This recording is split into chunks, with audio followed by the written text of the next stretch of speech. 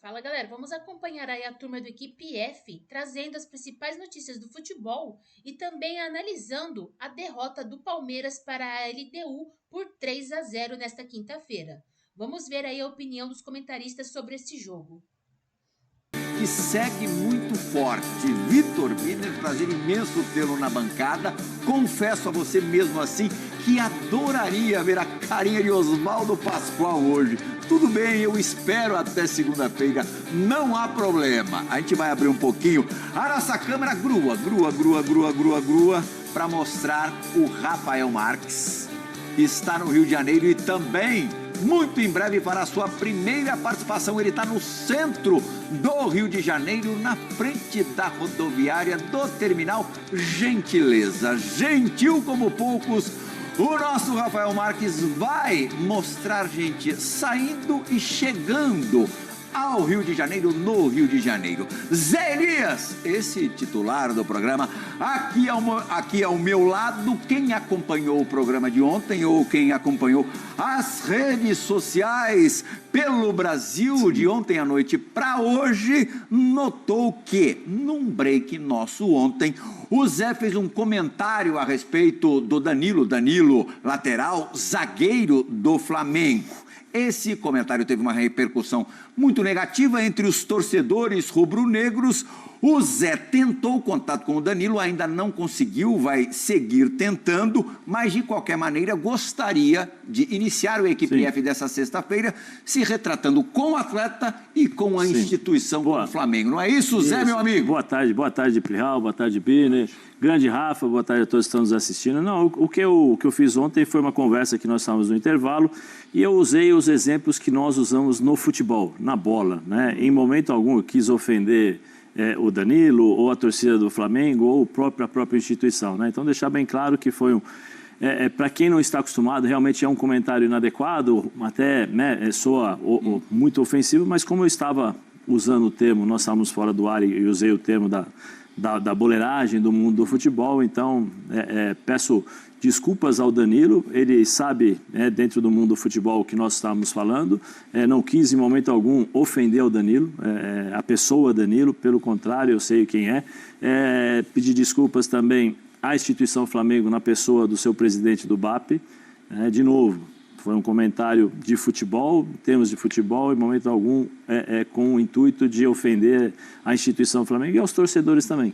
Foi uma conversa, nós estávamos conversando e coisas que qualquer jogador de futebol ou pessoas que trabalham no meio do futebol usam esse tipo de termo, especialmente quando ocorre essa questão do Danilo, né, que sai da Europa, vem para o Brasil, a gente usa o termo, então peço desculpas que foi um termo inadequado, para as pessoas que não entendem, mas tenho sem certeza querer que o ofender. Fábio vai entender e que o Danilo, que além de uma carreira brilhante, tem uma cabeça brilhante, também vai tirar de letra, vai matar o peito e sair jogando. Vitor Birner, o torcedor do Flamengo que ontem ficou meio bravo com o Zé, ficou feliz da vida com o resultado lá de Quito.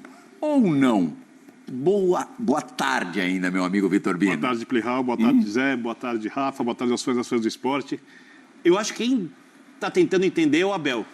Porque o Abel sempre foi um técnico que, na hora decisiva, na hora de tomar a decisão de escolher entre fazer um jogo seguro, até mais defensivo, ou mais ousado e mais agressivo, sempre escolheu pelo jogo mais seguro. Nunca foi um cara de correr riscos. Mas, encantado pelo futebol encantador que o Palmeiras jogou em algumas das últimas rodadas, fazendo muitos gols, ele tomou a decisão de ousar em Quito. O meio-campo não marcou nada, o time dele parecia um time de outro técnico, uma bagunça enorme, e eu acho que o Abel, quando foi descansar, foi pensando: por que eu fiz isso? Por que eu contrariei as minhas principais convicções?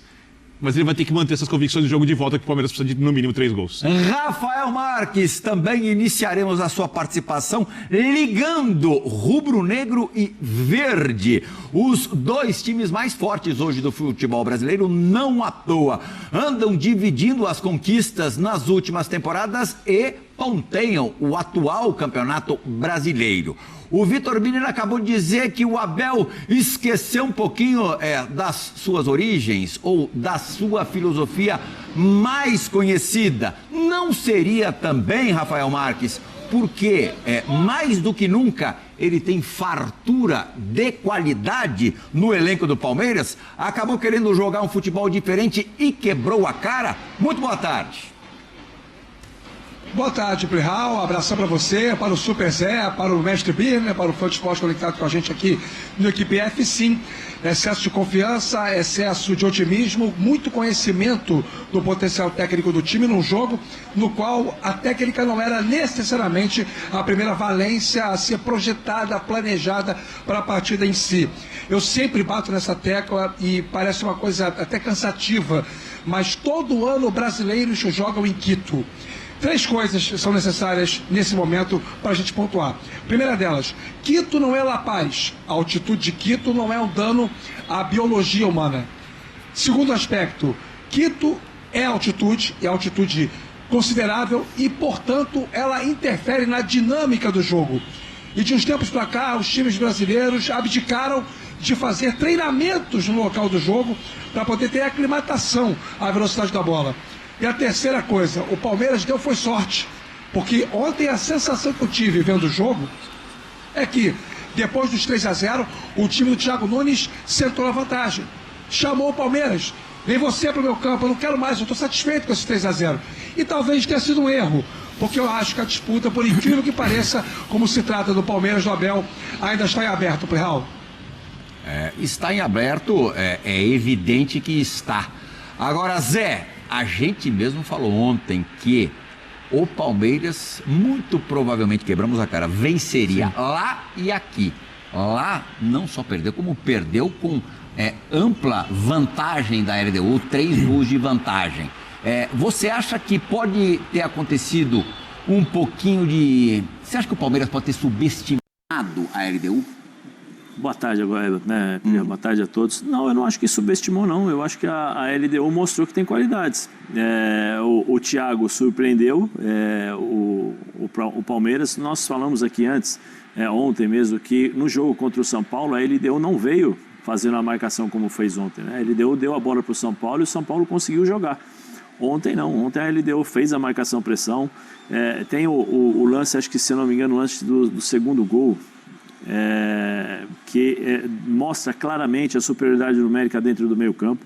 A equipe da LDU tinha 3 zagueiros atrás, 5 jogadores no meio campo, 2 jogadores, o Azulgaray e o Medina. O Azulgaray, que era o jogador que ficava mais entre os zagueiros, e o Medina junto com o Vijamil, eram jogadores que se movimentavam e aí tiraram as referências dos 2 zagueiros, tanto do Gustavo como também do Murilo, e aí teve a dificuldade, porque o Palmeiras não conseguia encontrar a marcação. Chegou um determinado momento que o Abel mudou para a marcação homem a homem, ele definiu, cada um pega um, e aí ficou uma loucura dentro de campo, que todo mundo seguia um, seguia outro, e aí a equipe da LDU teve tranquilidade para matar o jogo no primeiro tempo, né? No segundo tempo, como o Rafa falou, a LDU ficou atrás e esperou o Palmeiras para justamente tentar jogar explorando o contra-ataque. Eu acho que faz parte. Nós estávamos falando também do Flamengo contra o próprio Racing, né? Sobre o Flamengo tem um time melhor, vai jogar. Nós esquecemos que é uma semifinal de Libertadores, né? Nós esquecemos que a LDU tirou São Paulo, tirou Botafogo, foi o primeiro na chave do Flamengo. Mas o Flamengo não estava bem, mas foi o primeiro na chave do Flamengo, com méritos, e tem as suas qualidades. E ontem o Palmeiras não foi feliz, o Abel não foi feliz. Eu acho que na formatação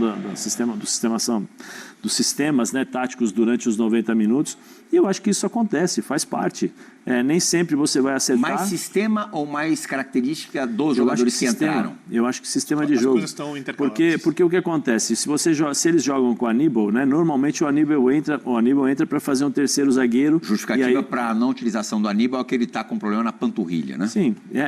O Martínez é um jogador, talvez tecnicamente ele seja melhor que o Aníbal. Eu acho que para distribuição de jogo ele é melhor, mas o Aníbal é mais marcador. O Martínez ontem, o Felipe Anderson e o Rafael Veiga não estavam encontrando posicionamento. Chegou um determinado momento que o Piquerez estava marcando do lado direito Ele saiu lá do lado esquerdo, ele seguiu o homem dele até o lado direito para depois se posicionar como um terceiro zagueiro. Então o Palmeiras teve muitas confusões táticas nesse sentido de acertar a marcação. O que ele fazia, o Thiago, ele deixava só o Azugaray ali entre os zagueiros, então você tira a referência. Eu sempre falo que para zagueiro, quando você tem um jogador que se movimenta o tempo todo, é muito complicado. Você não sabe se vai, você não sabe se fica, né? Você não sabe se eu marco e o outro sobra. Então dava para você ver que tanto o Gustavo como o Murilo, eles não sabiam como fazer a marcação, como faziam a marcação em cima do Azugaray. E depois o Medina, junto com o Djamil, eram os jogadores que se movimentavam o tempo todo, e quando chegavam pelos lados com o Ramires e também com o Quinteiro, esses caras entravam na área para finalizar. E a equipe do Palmeiras, perdida. O Veiga não conseguiu encontrar o posicionamento porque o Ramires vinha por dentro, saía o zagueiro, né? Saía o Quinones, e aí o Ramires se tornava mais um homem por dentro. Então o Kelvin... O Quinones era do Veiga. Sim. O Abel falou na coletiva. Mas só que ele não sabia se ele ia no Quinones ou se ele fechava no Ramires. E o Djamil era do Ramires, né? E aí o Kelvin ficava na indecisão. Será que eu saio para fazer a marcação o ou não? Martínez, né?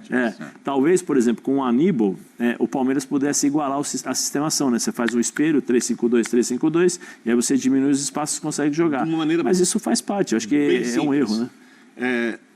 O meio-campo não existiu, o que é muito raro no time do Abel. O Palmeiras, por conta de todos os erros que o Zé apontou, os jogadores do meio-campo ficaram perdidos. O meio-campo não protegia os lados do campo, principalmente o lado direito, o lado do Veiga. Estourou tudo no Kelvin, que fez uma partida ruim. Mas se o Giai tivesse entrado, não ia resolver. Ia estourar tudo em cima do Giai, e muitas vezes 2 contra 1. É muito raro a gente... O Kelvin sentiu o jogo. Sentiu o jogo. É muito raro a gente ver um time chegar na linha de fundo contra o Palmeiras e não ficar cruzando, rolando bola para trás, para a entrada da área, para os jogadores finalizarem, ou para dentro da área, com os jogadores da LDU chegando de frente, porque o meio-campo não conseguiu marcar ninguém, não conseguiu roubar a bola, e aí o pior, quando você tem a dupla muito inspirada, Flaco Lopes e Vitor Roque, o Palmeiras com eles passou a jogar muito por dentro. Antes do Palmeiras do Abel era um Palmeiras muito mais defensivo, bola no Estevão pelo lado, e já foi assim contra os jogadores pelo lado, ou o time fechado do contra-ataque, passou a ser um time agressivo com muita associação por dentro. Então, por isso, tem lógica, você tem o Felipe Anderson, tem o Veiga, tem o Andrés como segundo, todos vão associar. Mas se você não rouba a bola, e não leva a bola à frente, não consegue sair jogando e não tem a bola no campo de ataque, você mata os seus atacantes, você tira o que eles têm de principal. Ou seja, a ideia do Abel de fazer isso e roubar a bola no setor do campo em que ele pudesse pegar a LDU aberta, não funcionou. É óbvio que quando você perde um jogo desses, você tem diversos responsáveis. Mas ontem, o grande responsável foi Abel Ferreira. Abel Ferreira é o grande responsável pelo Palmeiras ter sido campeão da Libertadores pela primeira vez com ele. É o grande responsável pelo Palmeiras ter sido campeão quando ganhou o Atlético Mineiro. É o grande responsável pela montagem de vários times do Palmeiras. É o grande responsável pelo erro de escalação contra o Boca Juniors quando o Palmeiras foi eliminado, porque depois ele muda o time no Brasileiro e fica claro que o time tinha que ter sido outro. Foi o Wendel se apresentou, né? Isso, contra o Boca. Ou seja, ele é um técnico de muitos acertos, de alguns erros. Eu acho que de todos os erros que ele fez, quando a gente pensa de ideia de jogo, de pensar em algo e algo acontecer ou não acontecer na partida, ele nunca errou como ontem. E eu tenho certeza que ele está pensando nisso, eu tenho certeza que a noite deve ter sido pesada para ele, mas eu também tenho certeza que ele acredita que pode virar. E eu acho, obviamente, que não é uma missão simples, mas se não fosse o Palmeiras, ou o Flamengo nesse caso, eu diria, acabou. Palmeiras e Flamengo teriam condições, no caso é o Palmeiras que joga, de virar contra a LDU, porque são 2 timaços. Vai ter que fazer um jogo quase perfeito no Allianz. Rafa Marques estava levantando o dedinho, ele quer falar também, quer participar. Diga, Rafa. Não, a questão que eu estou prestando atenção muito, né, no que o Biner e o Zé estão falando, Plihal, e assim, eu acho que o jogo de ontem começou a ser perdido na estratégia. E eu não falo nem sobre a escalação, eu falo sobre estratégia de encaixe. Concordo. Porque notadamente o Thiago Nunes percebeu o seguinte: ele precisava encontrar a maneira mais provável de gerar a fragilidade no Palmeiras. E analisando as características dos jogadores do Palmeiras sem a bola, aqueles que mais contribuem na fase defensiva, aqueles que têm uma capacidade maior de contenção, sabia-se que a LDU iria tentar utilizar ao máximo, como sempre acontece, a história da velocidade da bola aérea e tal. Ele tinha que escolher um espaço através do qual fosse desenvolver os seus ataques. E aí ele percebeu que a chance que ele tinha era o lado direito do Palmeiras. Exatamente pelo fato do Kelvin ser um jogador mais oscilante na marcação e pelo Veiga não ter hoje a intensidade que teve em outros momentos na carreira, para inclusive fazer melhor esse papel de recomposição. E aí, dentro dessa lógica, ele posicionou ali os jogadores mais insinuantes, os jogadores mais poderosos ofensivamente. E foi uma noite super inspirada do Bryan Ramírez. Não fosse a expulsão lá nos acréscimos do segundo tempo, por uma agressão clara, e ele foi muito bem expulso, é bom que se diga, ele teria feito um jogo praticamente perfeito. Inclusive, quando ele faz as variações de posicionamento, vai para o lado direito e participa também no terceiro gol. Então, palmas para o Thiago Nunes, que soube explorar muito bem essa característica do jogo em si, pela marcação, pelo viés da marcação do Palmeiras. E estou com o Vitor Birner quando ele fala sobre a questão do Abel. Embora eu entenda a dificuldade que seja para o treinador do Palmeiras nesse momento mexer no time, criar variações na formação, já que ele encontrou um encaixe bem competitivo, ofensivo e defensivamente, nesse 4-4-2, com o Felipe Anderson pela esquerda, com o Veiga pela direita. O Palmeiras se redescobriu jogando assim. E aí, mesmo sendo um jogo com peculiaridades, mesmo sendo uma semifinal de Libertadores, talvez ele tivesse um pouco de insegurança de fazer qualquer tipo de adaptação na escalação. Agora, na estratégia, o Palmeiras não esperava, viu, Birner, Plihal e Zé? O Palmeiras não esperava a LDU fazendo uma marcação alta e com 5 finalizações antes dos 13 minutos. Isso assustou o Palmeiras. Para mim ficou claríssimo no jogo de ontem. Se o Abel não se sente seguro ou não tem tamanho para fazer uma alteração estratégica que contraponha tudo aquilo que vem funcionando na equipe, eu não sei quem tem. O Abel faz o que ele quiser no Palmeiras. Eu acho que ele tem tamanho para isso. O Abel tem tamanho Sem dúvida, tamanho ele tem. Eu acho que assim, dá para entender ele não querer fazer. Esse é que é o ponto. Dá para entender ele estar inseguro de fazer. Perfeito. Porque o time encontrou uma liga. Mas eu concordo com você. Eu acho que o jogo pediu uma variação na formação, principalmente com o viés sem a bola. Eu acho assim, nós estamos avaliando o Abel, mas o fruto de tudo isso foi a forma como o Thiago colocou o time da LDU para jogar. Se vocês observarem aí, tanto no primeiro gol, no segundo gol, e depois nos lances de perigo da LDU, especialmente no primeiro tempo, a LDU chega com 4 jogadores, 4 contra 4 praticamente dentro da área. Tem o lance do segundo gol que dá para você contar. São 3 zagueiros, 5 jogadores no meio contra 2 do Palmeiras. Porque o Kelvin está fora, o Veiga está fora, está fora de posicionamento, que eu digo, o Felipe Anderson está lá do outro lado, ou seja, quando ele tem que, a bola está do lado esquerdo, ele tem que fechar. Então, assim, o sistema tático que o Thiago colocou nesse jogo, é só prestar atenção, ó, só ver aí a questão da futebol hoje é superioridade numérica, né? Nós estamos vendo aí, você vai ver o segundo gol, ó, olha pra, você está vendo como está todo mundo no mano? Ó, o Kelvin e o Gustavo Gomes estão correndo no espaço vazio, porque eles estavam mal posicionados. Então eles têm que correr para tentar recuperar o espaço. E o segundo gol, vocês vão ver agora, se quem estiver operando aí, se puder parar, só quando eu pedir, só para dar uma... No segundo gol, esse foi o segundo gol, né? O do pênalti. Não, o pênalti não foi o terceiro. Não, o segundo foi o de pênalti. Desculpa, foi o primeiro. Desculpa, foi o primeiro gol. O que você percebe todo mundo assim, na superioridade numérica em qualquer espaço do campo. E aí, para o Palmeiras, é difícil, porque você tem a questão da altitude, que tem gente que sente mais, tem gente que sente menos. Você falou que aí, especialmente a velocidade da bola, né? A velocidade da bola.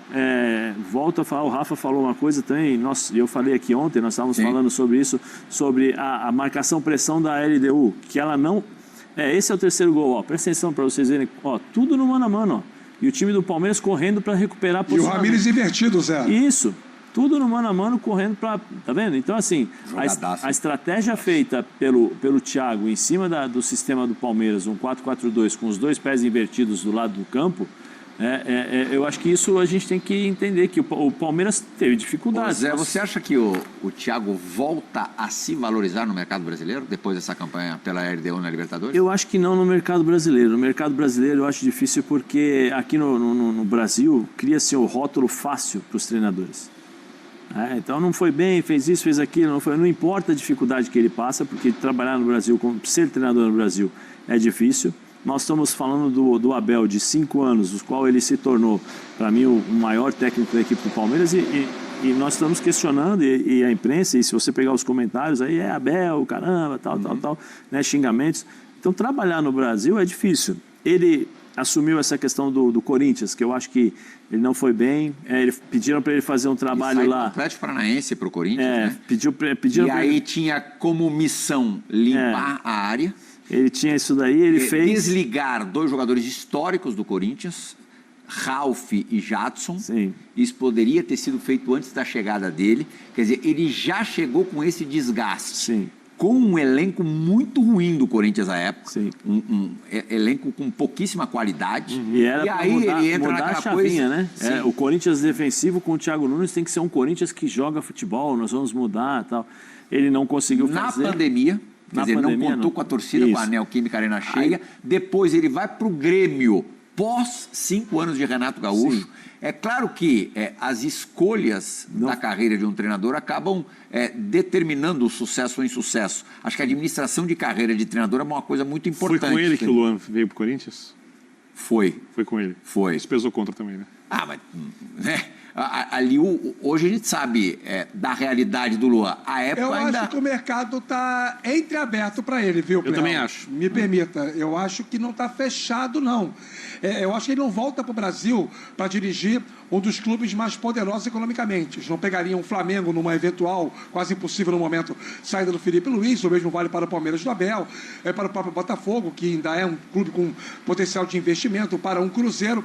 Mas, assim, eu acho que ele pega times de primeira divisão precisando de um reajuste, de um reordenamento de rota para 2026. Termina a Libertadores no dia 30, pode ser que a LDU esteja na final, como pode ser que não. Então, assim, se a LDU perder o jogo da volta para o Palmeiras, teoricamente ele fica acessível para o mercado brasileiro para quem tiver um desespero para 7, 8 rodadas. Mas eu acho que nesse caso não valeria a pena para ele. Se ele conseguir se preservar, aparecer uma oportunidade para 26... A gente sabe como é que é. Se tomar a tamancada do Palmeiras, no Allianz Parque, na quinta-feira da semana que vem, ele já regressa algumas casas nessa coisa da atenção dos clubes brasileiros. E o que é possível, porque o time do Palmeiras, nós estamos vendo o Palmeiras fazendo 3, 4 gols todos os jogos, aqui no Allianz Parque, com 15 minutos de jogo, 20 minutos de jogo, 2-0. Então, assim, é possível, porque o Palmeiras...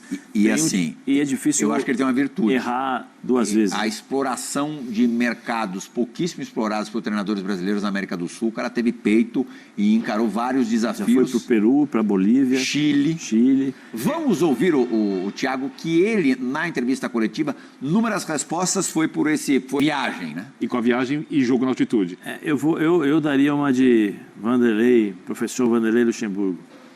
São quantos dias? Mas tem que falar que nem ele. São 5 dias, 10 dias?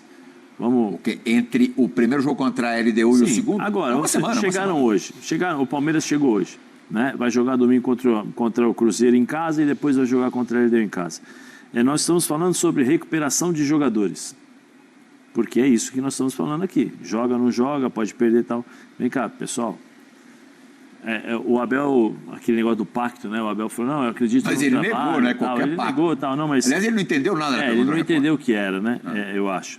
Aí eu chamo os meus atletas, vem cá, nós temos um período de 10 dias. Nesses 10 dias nós podemos simplificar a nossa vida. Nós temos um CT aqui que tem quarto de hotel, tem tudo. Vamos fazer o seguinte, dormir, recuperar, à noite chama as famílias, nós faremos aqui dentro do restaurante do clube uma pizza com as famílias, com todo mundo, tragam seus filhos, tal. Você trabalha a sua equipe, um grupo, você fortalece o grupo, você recupera seus jogadores, porque nesse momento, o sono é um dos melhores treinos para o jogador. É um dos melhores treinos para o jogador. Agora, vem cá, o que você precisa? Preciso dormir. Por quê? Porque uma noite de sono, uma boa noite de sono, você recupera... Todo mundo trancafiado, Zé? Não é trancafiado. O que eu falo é o seguinte, você treina, se alimenta bem, trata quem está com lesão, trata quem está machucado. Semana inteira isso? Semana inteira, é uma semana. É uma semana que pode definir uma possibilidade de você disputar uma Libertadores, uma final de Libertadores e entrar para a história do clube. Mas depois continua um campeonato brasileiro bem duro, hein? E depois continua o campeonato. Mas você imagina se joga contra o Cruzeiro e perde. Até no que Você vem de diz duas- respeito ao aspecto moral Isso, para pra o jogar, jogo porque contra a LDU. você vai jogar contra a LDU. Trauletada, Birner, mesmo com o time reserva, Você vai jogar você com duas entra com o derrotas. farol baixo na quinta-feira. Você chega para jogar contra a LDU com 2 derrotas. E talvez Mas vai ser 3 claro, pontos esse é o- atrás por do causa de 3 Flamengo, derrotas, seria o que Flamengo para também. buscar, faltando ali 8, 9 rodadas, fica muito difícil. Fora Esporte, mais uma parada, a última no Equipe F dessa. Gabriel Jesus mostrou que ainda deseja jogar pelo Palmeiras, mas não no futuro próximo. O atacante do Arsenal contou que, se voltar ao Brasil, sonha que isto aconteça no clube que o revelou. Só que seus planos, a curto prazo, ainda são na Europa. O interesse do Palmeiras sempre vai existir, tanto da parte deles quanto da minha. Mas não houve nada formal. É o interesse natural de um menino que veio da base do Palmeiras, foi para a Europa e, obviamente, tem o desejo de voltar um dia. Todos no clube sabem disso, declarou a revista Placar. Cria da base, Gabriel Jesus jogou em 2015 e 2016 pela equipe profissional do Verdão e conquistou Copa do Brasil e Brasileirão. Negociado com o Manchester City por 32 milhões de euros, o atacante mantém uma relação próxima com o Palmeiras, com visitas à estrutura e até período de treinos na academia de futebol enquanto se recuperava de lesão. No último ano, o Verdão fez um contato com o jogador para discutir uma possibilidade de retorno, mas tanto ele quanto o Arsenal fecharam a porta. Hoje, Jesus diz que uma volta ao Brasil seria apenas para o clube em que já tem história. Eu sou jogador e é um pouco mais difícil falar, mas quando eu sentir vontade de voltar ao Brasil, que não é o caso hoje, o meu desejo é e sempre será o Palmeiras, completou. O atacante de 28 anos de idade está fora de combate há 9 meses. Ele sofreu uma grave lesão no ligamento cruzado anterior do joelho esquerdo em 12 de janeiro e, desde então, está em tratamento. A expectativa é de que possa jogar até o fim deste ano. Durante o período de ausência, o Arsenal foi ao mercado e contratou nomes para o setor. O brasileiro, porém, não pensa em deixar o clube londrino. Vivia um grande momento quando me machuquei. Obviamente, o clube não poderia ficar à mercê de um único jogador e iria atrás de alguém da minha posição. Mas isso não afeta em nada a minha vontade de vencer e de conquistar títulos pelo Arsenal. Pelo contrário, meu foco principal é voltar e voltar bem.